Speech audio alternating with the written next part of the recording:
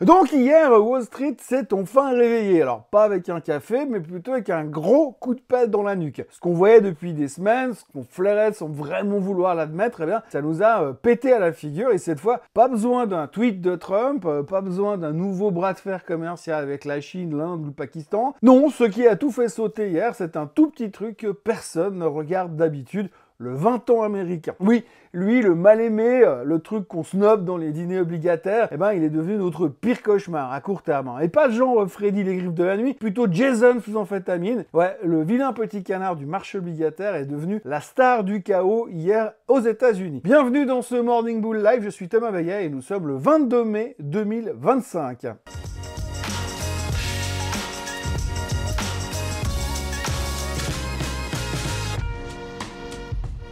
Alors avant toute chose, ce que vous allez entendre et voir dans cette vidéo n'est pas un conseil financier, c'est mon avis, mon analyse et parfois mon humeur du jour. Par contre, si vous voulez comprendre la bourse, là, vous êtes au bon endroit. Mais alors avant toute chose, on va remonter un petit peu le fil de l'histoire avant que la bombe n'explose aux États-Unis. En Europe, on avait une ambiance plutôt calme-plat. Pas grand-chose à signaler, semaine relativement maigre en termes de données économiques. Les marchés se tournent les pouces en attendant que quelqu'un appuie sur le bouton pour faire bouger les choses. Et puis, l'Allemagne, dans tout ça, le DAX continue son trip totalement euphorique post-rebond du mois d'avril. 3e record en clôture de suite, les œillères bien vissées de chaque côté et une capacité fascinante à voir que le positif des choses. La récession, connaît pas. L'inflation, aucune importance. La récession, on s'en tape. Le nouveau gouvernement imprime du cash dans les caves du Bundestag et tout ce qui ressemble à une bonne nouvelle est monté sur scène avec des projecteurs et tambours. Et puis le reste, on s'en fout, on le lit pas. Ce matin, l'ambiance devrait être un peu moins festive, mais hier, pendant que l'Amérique commençait à comprendre que le 20 ans était en train de foutre le feu à la maison, l'Europe avait déjà rangé ses affaires, le sourire aux lèvres et le sentiment du devoir accompli. Alors côté indice, la France terminait en baisse de 0,4%, l'Allemagne grimpait de 0,36% encore et la Suisse perdait 0,22% sur la journée, plombé un tout petit peu par Julius Baer qui continue son incroyable performance de destruction de valeur, 130 millions de francs de pertes nettes, des crédits pourris, un portefeuille hypothécaire moisi, mais cette fois, pas de Benko, au moins c'est déjà pas mal, mais une action qui perd quand même 5% durant la séance d'hier. Et bien sûr, le mot magique à la fin, nous sommes dans une année de transition. Comprenne qui pourra, mais on rame, on pagaille, on souffre, et on espère que personne ne posera trop de questions avant Noël 2026. Du côté géopolitique, toujours pas de paix entre l'Ukraine et la Russie, les négociations piétinent, l'OTAN sort les gros bras et les budgets militaires européens explosent comme dans les années 80 en pleine guerre froide. On a bien sûr Macron qui joue au général de Gaulle, voire à Napoléon selon les jours, et forcément vous avez Thales, Dassault Aviation et Dassault Systèmes qui voient leurs cours légèrement grimper. La défense est devenue très tendance, on le sait, mais pendant que ça s'active du côté défense, la BCE a quand même commencé à avoir des petites gouttes de transpiration qui arrivaient, puisque Christine Lagarde et son équipe ont quand même mentionné quelque chose hier en disant que dépenser sans croissance, c'est cool, jusqu'à que la dette vous pète à la gueule. Et quand on parle de dette en Europe, on sait tous qu'il y a 2 ou 3 États qui dansent déjà un petit peu au bord du gouffre. Hein. Mais bon, on mettra ce dossier de côté pour aujourd'hui parce que le vrai sujet, la vraie star du jour, c'est lui, c'est le 20 ans américain. Donc celui que tout le monde ignorait jusqu'à qu'il devienne le serial killer des marchés. Alors normalement, le 20 ans américain, personne lui cause. Hein. C'est le mec au fond de la classe, pas super populaire, éclipsé par 10 ans qu'on adore et par 30 ans qu'on respecte. Et lui, il est là, il fait ce qu'il peut, il espère qu'on lui donne un petit peu d'attention un jour. Et ben voilà, hier on lui a donné de l'attention, mais pas pour lui remettre une médaille. Non, il a juste mis le feu à la salle, littéralement. Il est arrivé sans prévenir, il a sauté dans la piscine et il a décidé que tout le monde devait couler avec lui. Alors pendant que Wall Street rêvassait à ses sommets historiques en se disant que si les Chinois et les Américains partaient en vacances, ça pourrait être plutôt sympa, le Trésor américain a tenté de glisser discrètement une auction de 16 milliards de dollars sur le 20 ans dans le marché en disant « Tiens, prends-en, ça coûte pas cher, ça mange pas de pain. » Sauf que là, silence dans les rangs. Personne n'en a voulu.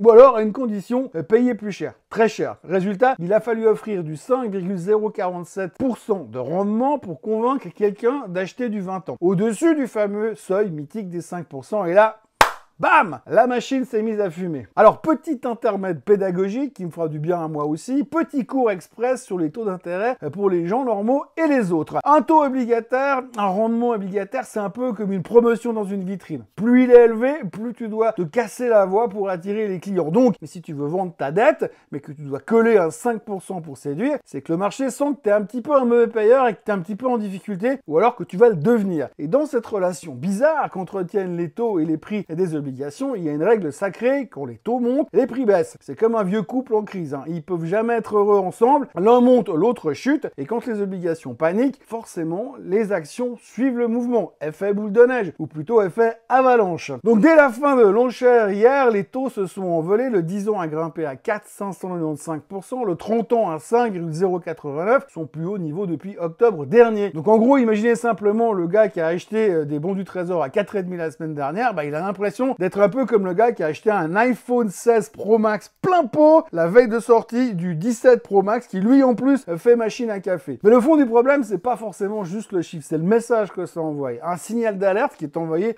par les investisseurs qui disent « Ok, on veut bien continuer à te prêter, mais attention, ça va te coûter plus cher. » Pourquoi? Tout simplement parce qu'on sait que les États-Unis vivent à crédit, mais là on dépasse le plafond psychologique. On perce le toit, on arrache le ciel et on balance encore des milliards par-dessus. Entre un congrès qui prévoit 3300 milliards de dettes supplémentaires et des réductions d'impôts en pagaille et aucune coupe dans les dépenses, aucune coupe budgétaire, le marché commence à s'énerver, il est vraiment pas content et il se pose une question toute simple, c'est qui au juste à la fin qui va finir par payer cette orgie à crédit? D'ailleurs, à propos de plafond, il faudra encore qu'on parle bientôt du plafond de la dette qui va devoir être rehaussé encore et encore. L'autre jour, on en parlait dans les médias, si le plafond de la dette américaine n'est pas décapoté d'ici le mois d'août, les USA seront techniquement en défaut de paiement. Alors, je suis sûr qu'on adorerait ce genre de trucs sur les marchés financiers, ça plus les droits de douane et une bonne prise de tête avec la Chine, mais ne gâchons pas le suspense et revenons à un autre 20 ans et à l'endettement américain. En gros, ça fait un moment qu'on sent le vent tourner, mais hier c'était clair, les investisseurs veulent tout simplement une prime de risque. Et comme si ça ne suffisait pas, Moody's avait quand même downgradé la dette US vendredi dernier, rappelons-la, personne n'a crié au scandale, tout le monde s'y attendait, on le sait, mais c'est encore un petit clou supplémentaire planté dans le cercueil de la confiance aveugle vis-à-vis de la dette américaine, confiance qu'on accordait aux États-Unis depuis des décennies. Alors oui, ce 5% sur le 20 ans, c'est pas juste un chiffre dans Bloomberg, c'est quand même une sonnette d'alarme, un rappel brutal que la fête est finie, que l'oncle Sam, malgré son costume de super-héros, est quand même globalement fauché. Et attention, là il y a deux mecs qui surveillent de très près ce qui se passe sur les taux, Donald Trump,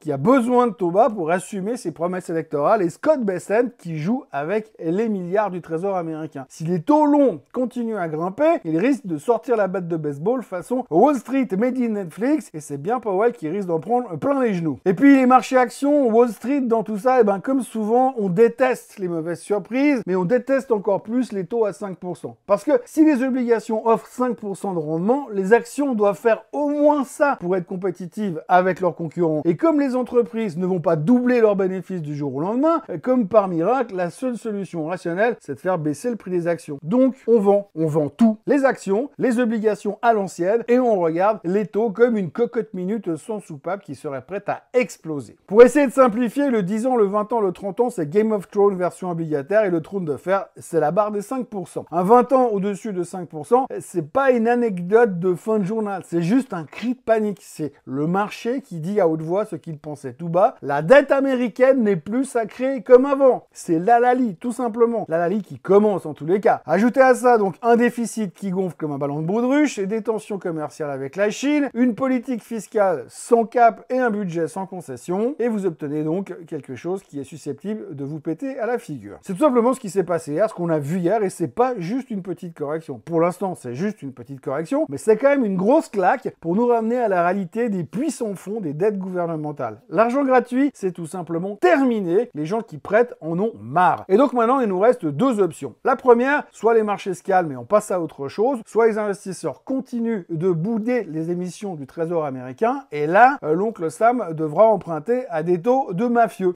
Comprenez que peu importe le taux, ils n'auront pas le choix, et ça va commencer à peser de plus en plus lourd au niveau des remboursements annuels, bien évidemment. L'avenir nous le dira, mais une chose est sûre, la baffe d'hier n'est peut-être que la première, et cette fois, c'est peut-être pas tout simplement une prise de profit ou un bug dans les marchés haussiers, c'est peut-être le début d'un vrai retournement de cycle. Je ne vais pas aller trop vite en besogne, mais on peut quand même se poser des questions. Et donc le challenge auquel on va être confronté ces prochains temps, ce sera de savoir si c'était juste un one-time event ou si c'est un petit peu plus compliqué que ça.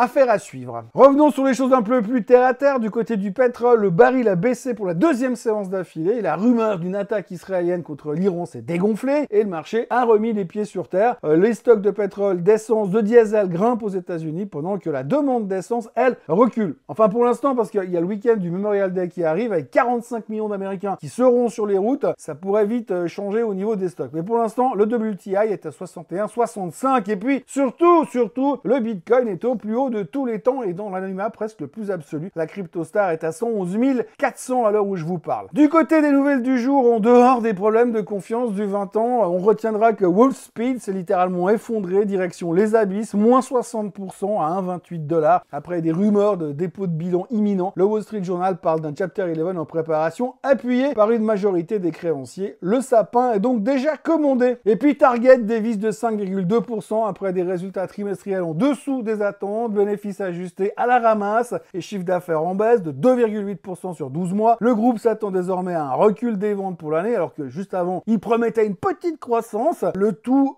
comme les retailers, sans aucune visibilité parce qu'ils n'en savent foutrement rien. Et après son rebond de la veille, United Healthcare plonge de 5,7% de plus, downgradé par tout le monde. Les objectifs sont sabrés dans tous les sens. On est dans une ambiance de fin de soirée mode gueule de bois. Et le CEO a donc claqué la porte la semaine dernière. L'entreprise a suspendu ses prévisions pour 2025 et cerise sur le gâteau, elle est dans le viseur du DOJ, département de la justice, pour une possible fraude au Medicare. Ah oui, tout ça en une semaine. Sans compter que UNH aurait payé des maisons de retraite pour ne pas envoyer les patients trop vite à l'hôpital, histoire de faire des économies. C'est la toute grande classe du côté de chez UNH. Ils ont l'air vraiment aussi sympas que nos assureurs maladie chez nous en Suisse, qui se gavent chaque année en augmentant nos primes maladie de 10-15%. Juste comme ça. Parce que vous comprenez, c'est pas facile quand même. Alphabet, autrement, grimpait de près de 3% après sa conférence des développeurs où Google a balancé une salve d'annonces autour de l'IA. Quelle surprise! Le clou du spectacle, le AI Mode qui va complètement réinventer la recherche en ligne selon Sundar Pichai.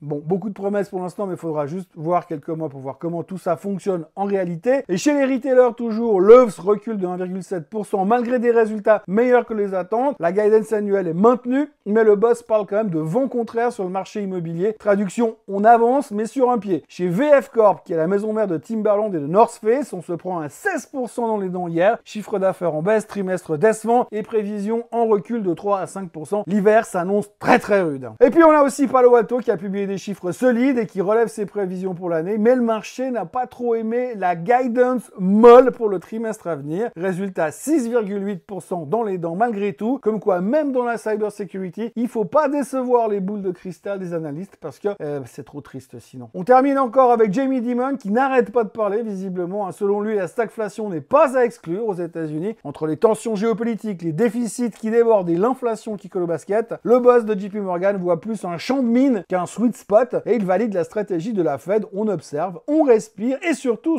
on ne fait rien dans la panique. Pas forcément des mots qui vont plaire à tonton Donald. Aujourd'hui, grosse journée PMI dans le monde entier. On aura aussi les minutes de la BCE et les jobless claims. Pour l'instant, les futurs sont calmes, mais on reste suspendu quand même à l'évolution des taux. What a surprise! Alors rappelez-vous, le 10 ans, le 20 ans, le 30 ans, ils sont en priorité sur vos écrans. Et on va aussi faire très attention aux prochaines blagues économiques de Donald Trump. Pour le reste, je vous encourage à vous abonner à la chaîne Suisse Côte en français, à liker cette vidéo, la partager, la commenter. Vous pouvez aussi activer la cloche pour ne rien rater des prochaines vidéos. Nous, on se retrouve demain pour boucler la semaine. Et d'ici là, gardez les yeux rivés sur les taux d'intérêt. J'ai déjà dit, mais je le répète, ça va rapidement devenir le sujet du moment. Allez, bonne journée à tous. Bye bye.